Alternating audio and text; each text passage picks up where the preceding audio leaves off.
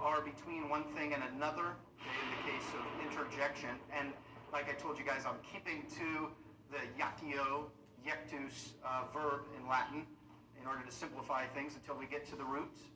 So it's not a common word at all to interject. Let me interject. You know, it's kind of formal. People say, oh, let me interject. What does that mean? It literally means throw between. Throw between what?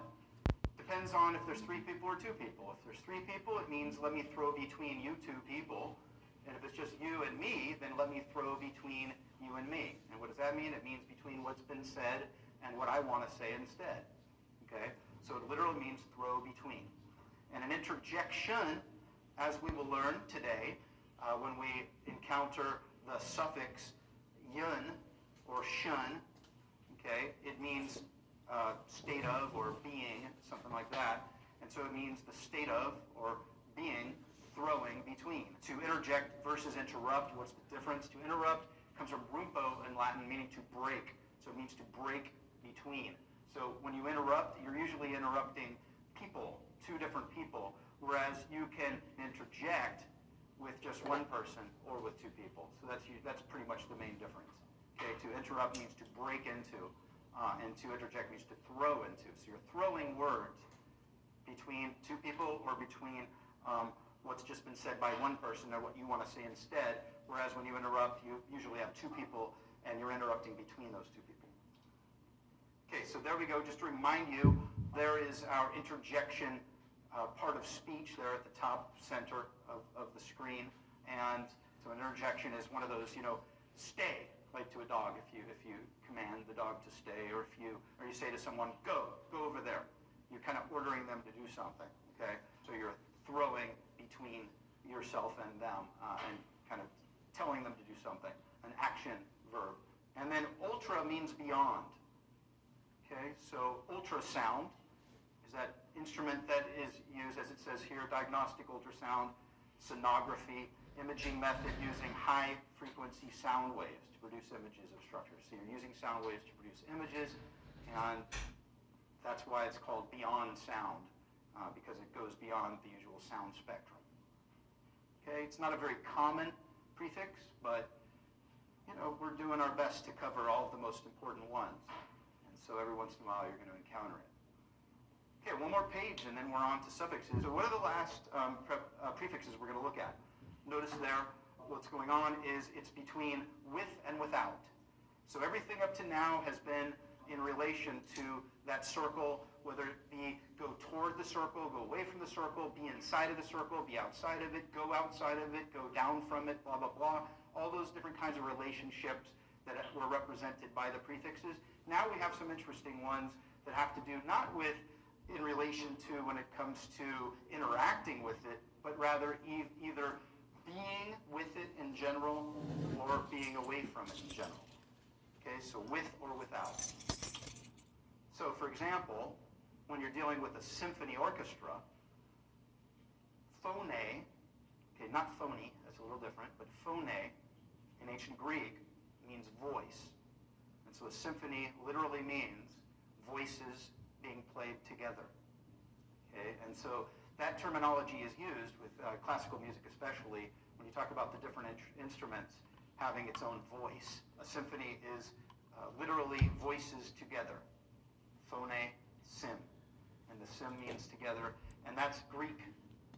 Okay, whereas the cum, like magna cum laude or summa cum laude, or regular old cum laude. Okay, now you will notice that even though I say sin there, S-Y-N, that means with in Greek, it's M instead of N. Okay, get used to it. Throughout the semester, I know what I've tried to get across that first day of exciting stuff about all those sounds and all that is just how changeable, how variable, how mutable, how malleable all these different sounds are, how they turn into other things. So we have conform, con means with, and here we go again, the M turning into an N. Okay, get used to it. Why would the M turn into an M? They're so close to each other. Okay, the question would be, why does a B turn into an M? It doesn't. Okay, an M does, because try like one of those auctioneers. You know, it's not as hard as it sounds. Okay, so that's why. sounds that are very close to each other on that spectrum that we looked at, or that continuum we looked at the beginning of the semester, is what to look for when determining any sort of rhyme or reason there is to things turning into other things. Okay, so to conform, whether you're talking about conforming, one person conforming to another, or to a bunch of people doing things, whatever, it literally means to form with. So if you have a bunch of people looking like each other, doing things like each other, whatever, and someone conforms to them, it literally means forming with them, falling into line with them, so to speak. Okay, in ancient Greek, on is one way to say without.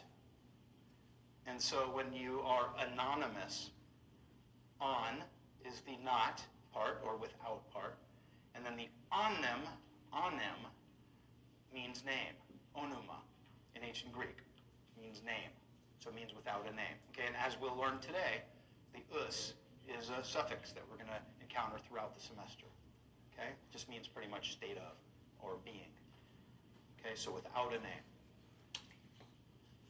To secede, if you're talking in this case, 1861, Texas seceding from the Union, and sometimes California talks about it, or parts of California, or other parts of the country. Every once in a while, there's talk about secession.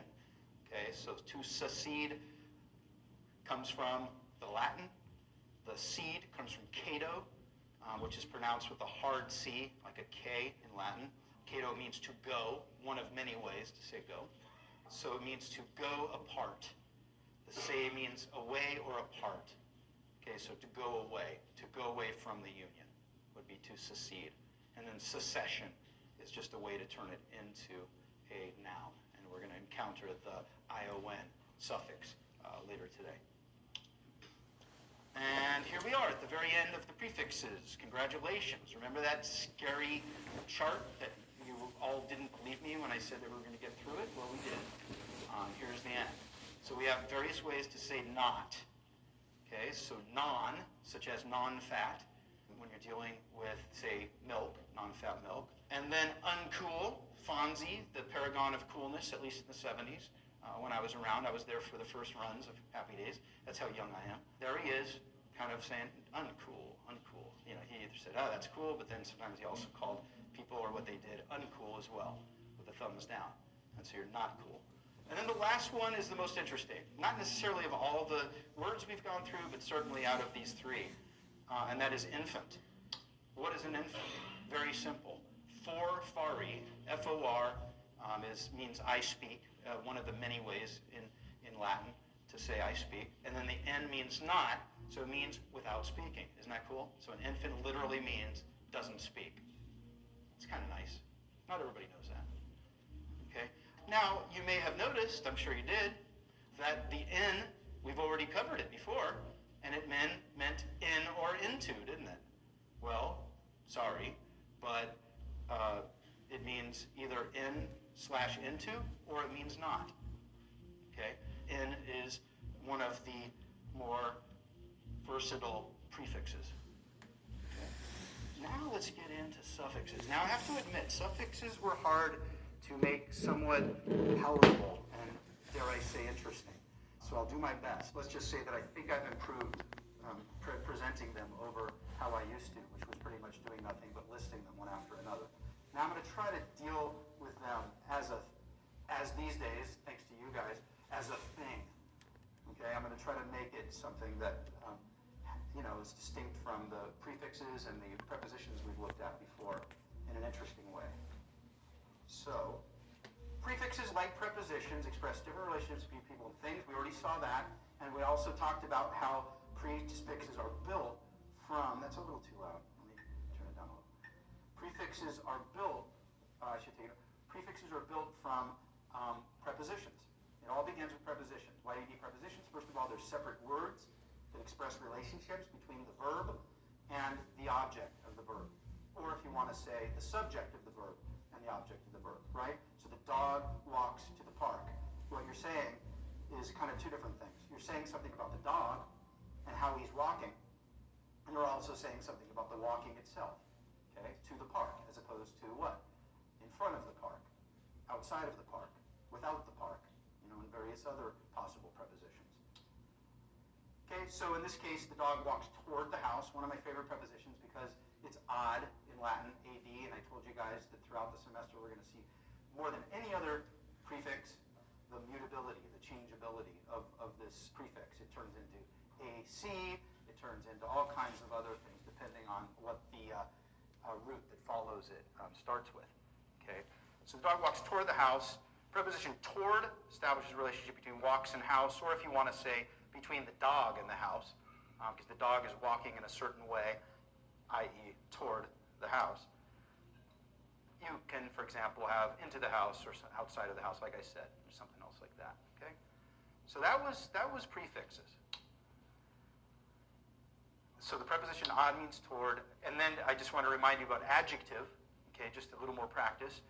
Add by itself is a preposition that means toward, as we've already learned, and then it can be connected or affixed or fixed to a root, such as adjective, and it serves exactly the same function as it does when it stands alone as a preposition. I just want you to notice that, you guys. Okay? So in Latin, when we say canis ad domum ambulat, the dog walks toward the house. Toward stands by itself, and it's a preposition, and just like in English, a preposition always needs an object. Toward, standing by itself, doesn't make any sense. You walk up to someone and say, hey, yesterday I was walking toward, and they think you're crazy, or very creative. Okay, sometimes there's a fine line between them, right? Okay, whereas you need an object of that preposition, in this case, domum, meaning house, okay, domicile, things like that, okay? Adjective, all you're doing there is you're putting that preposition at the beginning of a word. You're attaching it to the root of that word, which is yakio or yekt, like we talked about, the throw. And that's why an adjective is a word that is thrown toward another word. Okay, so it's a quality word. So you say the happy dog, and happy would be the adjective because it's thrown toward dog.